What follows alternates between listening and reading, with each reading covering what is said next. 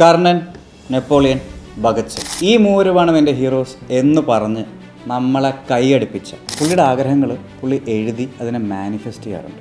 South Indian film ഇൻഡസ്ട്രിയിൽ English സംസാരിക്കാൻ അറിയാവുന്ന നടൻ എന്ന പേരിൽ ധാരാളം സൈബർ ബുള്ളിങ് അനുഭവിച്ച പൃഥ്വിരാജ്. ആടുജീവിതത്തിൻ്റെ ഷൂട്ടിംഗ് നടക്കുന്ന സമയത്ത് ബ്രേക്ക് ടൈമിൽ ക്രൂ മൊത്തം അവിടുന്ന് ഭക്ഷണം കഴിക്കുകയാണ്. പൃഥ്വിരാജ് ഒരു വണ്ടിയിൽ റെസ്റ്റ് ചെയ്യുകയാണ്.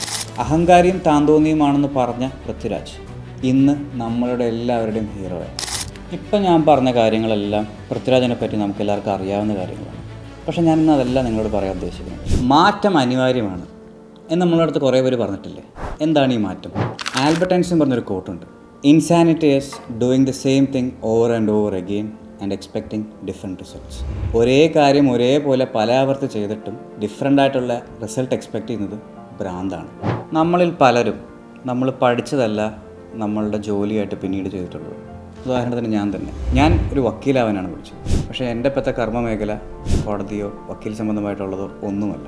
ഇതേപോലെ എഡ്യൂക്കേഷനാണോ സ്കില്ലാണോ നമ്മൾ ബ്രഷ് ചെയ്തെടുക്കേണ്ടതെന്നുള്ളൊരു ചോദ്യചിഹ്നം നമ്മുടെ എല്ലാവരുടെ ഉള്ളിൽ കുറേ കാലം പോയിട്ടുണ്ടാകും. പക്ഷെ നമ്മുടെ പാഷൻ ഏതാണെന്നും നമുക്ക് ചെയ്യാൻ ഏറ്റവും കൂടുതൽ പറ്റുന്ന ഏതാണെന്നും തിരിച്ചറിയുന്നൊരു സമയത്ത് നമ്മളതിൻ്റെ തന്നെ ഫോക്കസ് ചെയ്ത് പോവുകയും ചെയ്യും.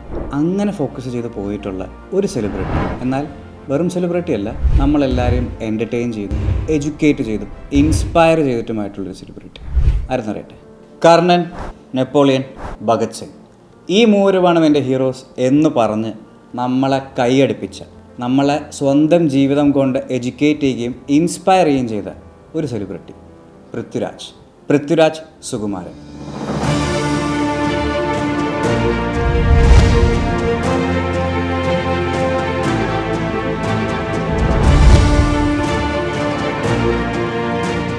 പത്തൊമ്പതാം വയസ്സിൽ സിനിമയിൽ അരങ്ങേറ്റം കുറിച്ച പൃഥ്വിരാജ് കുറച്ച് വർഷങ്ങൾക്ക് ശേഷം അഹങ്കാരിയും താന്തോന്നിയുമാണെന്ന് ആൾക്കാർ പറഞ്ഞു നടന്നൊരു പൃഥ്വിരാജ് വിവാഹം ശേഷം നൽകിയൊരു ഇൻ്റർവ്യൂവിൽ സൗത്ത് ഇന്ത്യൻ ഫിലിം ഇൻഡസ്ട്രിയിൽ ഇംഗ്ലീഷ് സംസാരിക്കാൻ അറിയാവുന്ന നടൻ എന്ന പേരിൽ ധാരാളം സൈബർ ബുള്ളിങ് അനുഭവിച്ച പൃഥ്വിരാജ്.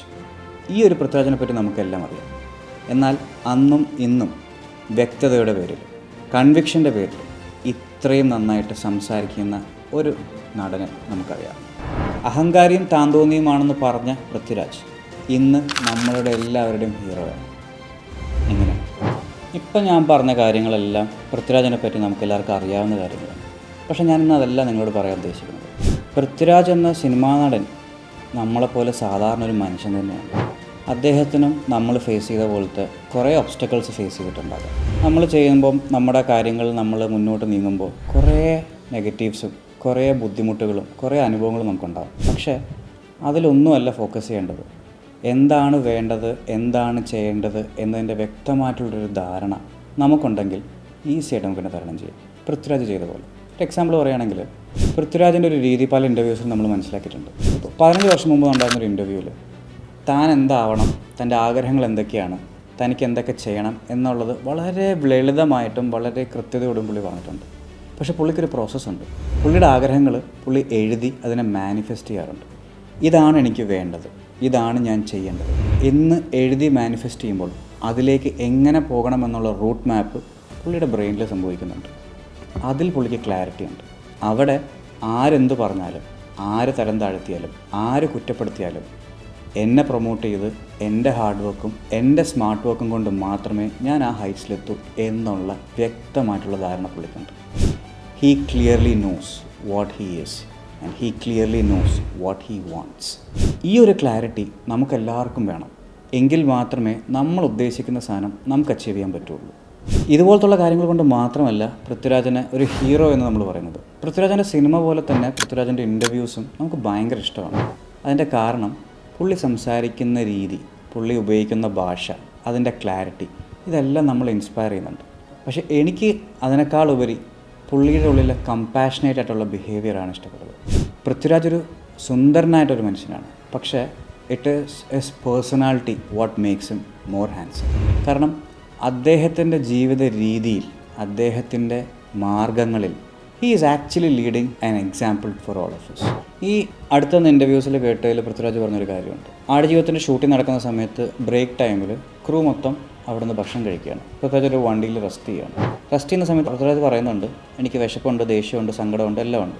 എനിക്ക് ബൈ ചോയ്സ് ആണ്, എനിക്ക് വേണമെങ്കിൽ അവിടെ ചെന്നിട്ട് എനിക്ക് ഇച്ചിരി ചോറ് തരൂ, ഇച്ചിരി ഭക്ഷണം കഴിക്കുക, അല്ലെങ്കിൽ ഇച്ചിരി ചോറ് കഴിച്ചാൽ ഒന്നും സംഭവിക്കാൻ പോകുന്നില്ല, ആരും നോയും പറയാൻ പോകുന്നില്ല. പക്ഷേ പുള്ളിയുടെ ഡെഡിക്കേഷൻ, ഇന്ന ക്യാരക്ടർ ചെയ്യാൻ എനിക്കിത് ചെയ്തേ പറ്റൂ എന്ന് പുള്ളിക്ക് ഒരു ഉറപ്പുണ്ട്. പക്ഷേ പുള്ളി ആലോചിച്ചത് അല്ലെങ്കിൽ പുള്ളി പറഞ്ഞത്, ഈശ്വര എനിക്കൊരു ചോയ്സ് ഉണ്ട്, പക്ഷേ നജീബ് എന്ന് പറയുന്ന വ്യക്തി ഇങ്ങനെയല്ലല്ലോ അനുഭവിച്ചിട്ടുണ്ടാവുക. He didn't have a choice. അങ്ങനെ ഒരു മനുഷ്യൻ ചിന്തിക്കണമെങ്കിൽ how compassionate he is to the other human being. അതിലൊരു ബ്യൂട്ടി ഇല്ലേ? ആ നന്മയും കൂടെ ചേരുമ്പോഴല്ലേ ശരിക്കും ഒരാളെ നമുക്ക് ഹീറോ എന്ന് വിളിക്കാൻ പറ്റുന്നത്. നമ്മുടെ പ്രൊഫഷൻ ഏതാണെങ്കിലും പൃഥ്വിരാജ് ലൈഫ് ലീഡ് ചെയ്ത പോലെയും അദ്ദേഹത്തിൻ്റെ പ്രൊഫഷണൽ എത്തിക്സും നമ്മളെ കുറേ കാര്യങ്ങൾ പഠിപ്പിക്കുന്നുണ്ട്. ഇതേപോലെ ഒബ്സ്റ്റക്കിൾസ് നേരിട്ട് നമ്മൾ അച്ചീവ് ചെയ്യേണ്ട ഗോള് സെൻസിബിളായിട്ട് അച്ചീവ് ചെയ്താൽ നമുക്കും വിജയം കൈവരിക്കാൻ പറ്റും. പക്ഷേ കമ്പാഷനേറ്റ് ആയിട്ടുള്ള ഒരു പേഴ്സണാലിറ്റി ഡെവലപ്പ് ചെയ്യുന്നത് നമ്മുടെ ഓരോരുത്തരുടെയും കയ്യിലാണ്. അതിന് നല്ലൊരു എക്സാമ്പിളായിട്ട് പൃഥ്വിരാജ് അദ്ദേഹത്തിൻ്റെ ലൈഫ് ലീഡ് നമ്മൾ കാണിച്ചു തരുന്നുണ്ട്. And he is very vocal about it to be very honest. നമ്മളത് പുള്ളിയെടുത്ത് താങ്ക് യു പറയേണ്ട ഒരു കാര്യമല്ല. Thank you Prithviraj for entertaining us, inspiring us, and most importantly educating us. I really hope this episode made some value to you. Stay tuned. Thank you and see you next week.